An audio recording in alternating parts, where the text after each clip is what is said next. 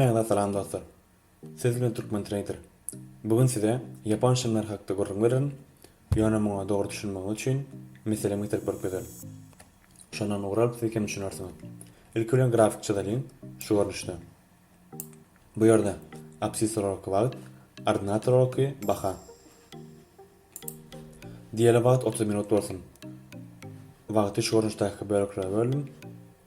Inni Suda kaçanla başlanda, haysiyen bolsa bir bakadan başlaya. Diýeli $2 başlasın. Ve şu 5 minutlyk wagt intervalında baha $2'dan $4 çyla ýetip geldi diýelim.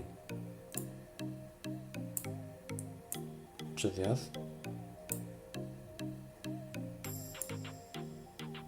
Bu görnüşdäki şeýleň rengi ýaşy reňkde bolýar. Sebebi açylyş aşagda, ýapylyşy ýokarda.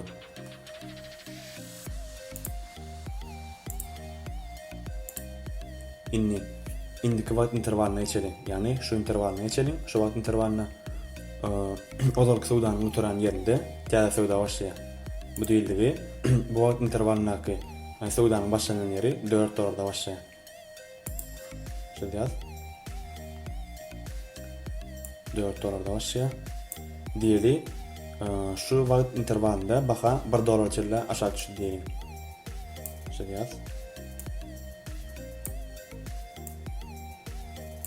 Bu görnüşdäki şeýleň rengi gyzyl reňkde bolýar. Sebebi açylyşy ýokarda, ýapylyşy aşagda. Indiki wagt interwalyna geçelim indi. Aýtşymyz ýaly ozalyk suwdanyň oturan ýerinde täze suwda başlaýar diýmek. Bu wagt interwalyndaky suwdanyň başlanan ýeri $1'dan başlaýar.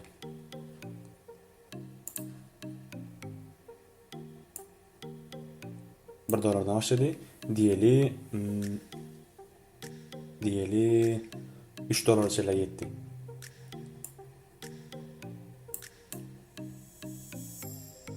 Çyzyýas. Bu görnüşdäki şeýleň rengi ýaşy reňkde bolýar. Sebebi açylyş aşagda, ýapylyşy ýokarda.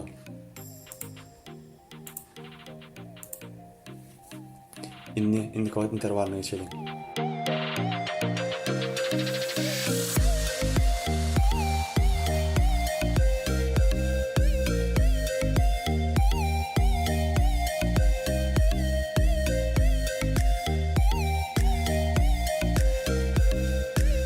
Şeýlelikde bu ýerde näki netijeler? Bu ýerdäki aýry şemler 5 minutlyk wagt interwalyna geçdi. Şu görýän şemlerimiz hemmesi 5 minutlyk wagt interwalyna geçdi. Bizde bolsa her türlü wagt interwalyna geçdi şemler bar. Meselem 30 minutlyk wagt interwalyna alalyň. Meselem 30 minutlyk wagt interwaly şu görnüşde. Yani 30 minut üçin bir şem. Şu ýerdäki hemme şemler bir şemin içine girer. Ol görnüşdäki şem nähil bolar? Gelin onu çözelim. Broşturma ýalyp elinizi çözelim. 30 minutlyk wagt interwalynda suwda $2'dan başlapdyr we $3'da ýapylypdyr. Çözeýäs.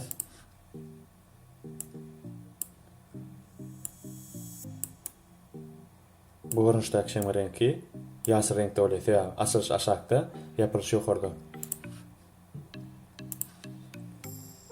Inni has gyzykly ýeri.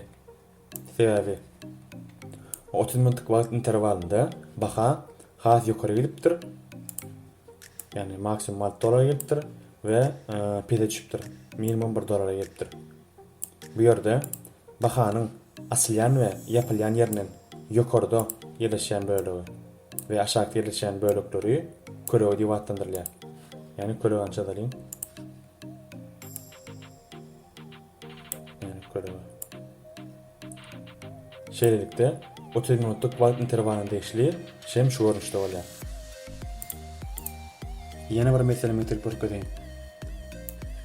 10 minutlyk wagt interwalyna alalyň. Bu ýerde şemiň açylyşy $2'da, ýapylyşy $1'da. Şudalyň.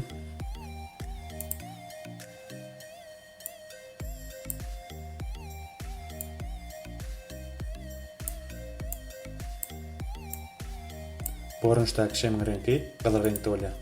Sebäbi açylyşy ýokarda, ýapylyşy aşagda.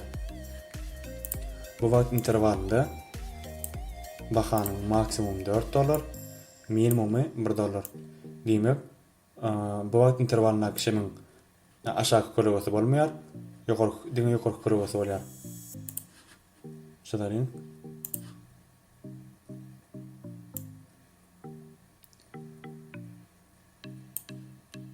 şeýlelikde şu görýän şemmiz 10 minutlyk wagt interwalyna degişli. Bu görýän şemmiz 30 minutlyk wagt interwalyna degişli. Umumy ýörelge şu görnüşde amala asyrylýar. Bu ýörelge 1 saatlyk interwal üçin, 1 günlük interwal üçin şu görnüşde amala asyrylýar. Şunluk bilen bugünkü videomuzy tamamlaýas. Eger video görüňiz ýaram bolsa, like basyň, kanalymyza agza boluň, kommentariýlarda öz tesirlerinizi belläp geçiň. Hemmeňize sag bolun.